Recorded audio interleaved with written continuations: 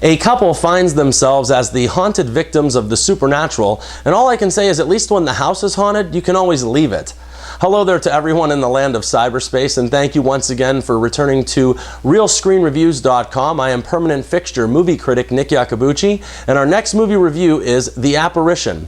This horror and supernatural thriller opened finally in wide release on the 24th of August 2012, and it stars the on-screen talents of Ashley Genne, Sebastian Stan, and Tom Felton. This film comes to us from director Todd Lincoln, a first-time filmmaker that sits in the director's chair as a freshman for this feature.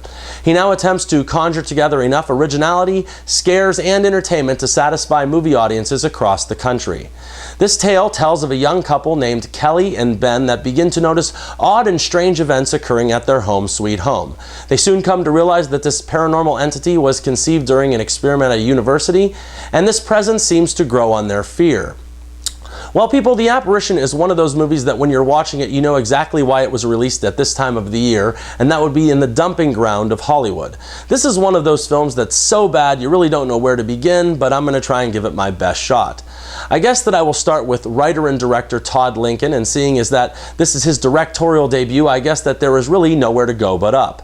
For starters, the story doesn't inform us enough about anything to even get the blood pumping, and the storytelling, or lack thereof, by the director doesn't complement anything that the premise sets forth.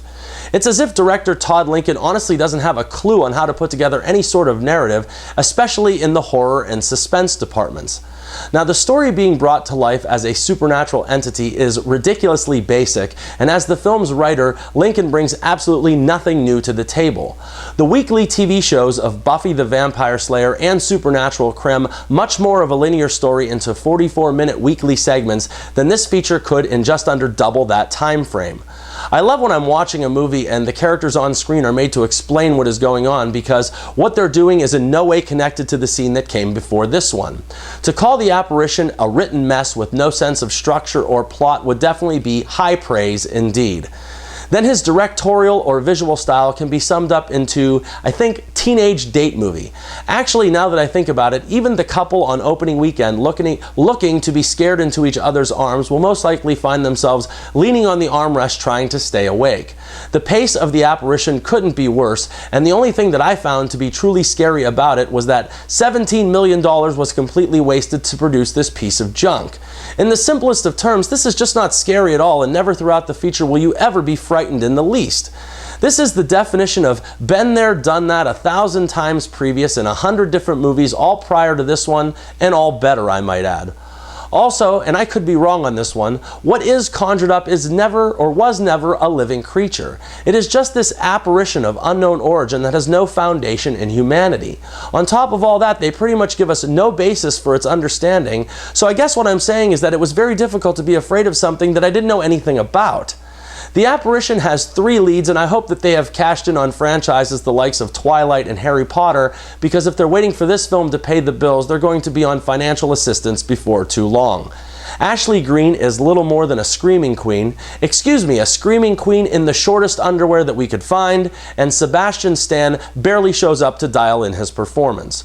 Only Tom Felton, best known for being Draco Malfoy in the Harry Potter films, really lends any kind of credence to his character or performance of this would-be feature film. Of all of the people in this film, I could have used more of his Patrick than any of the rest. Now, if I have to pick a few things to point out as redeemable, I would start by saying that the music was pretty good. The original music by Tom and Andy was at least above average and gave the film some brief moments of intensity. They have previously added to films the likes of The Hills Have Eyes and Natural Born Killers, and they do the same here. Then the legendary director of photography of the Texas Chainsaw Massacre, Daniel Pearl, contributes to making this a quality-looking film. And director Todd Lincoln should be very thankful for that, because without him, this wouldn't have been shown in a prison for fear of cruel and unusual punishment, let alone in a multiplex. At 82 minutes, The Apparition is not only an insult to the ticket buyers, but when you factor in the opening and ending credits, it's barely over an hour. This movie is just terrible, and there's almost nothing to even commend when it comes to critiquing it. I would tell you to avoid this movie at all costs, even when it comes on free TV. I will even quote my guest critic Greg Hill and say, don't even DVR this feature when you have the opportunity, because it's not even worth the DVR recording space. Nick's Real Screen Review is a dreadful 1/2 of 1 star out of 4, and that's for the dismal waste of time and money known as The Apparition. Well, if you've enjoyed this review, please click and give me a like below, and if you haven't as of yet, please click and subscribe above. I'm sure I'll be returning soon enough with more movie news and reviews, and until next time, remember people, I'm not always right, but only when it comes to the movies, and thank you very much for your attention.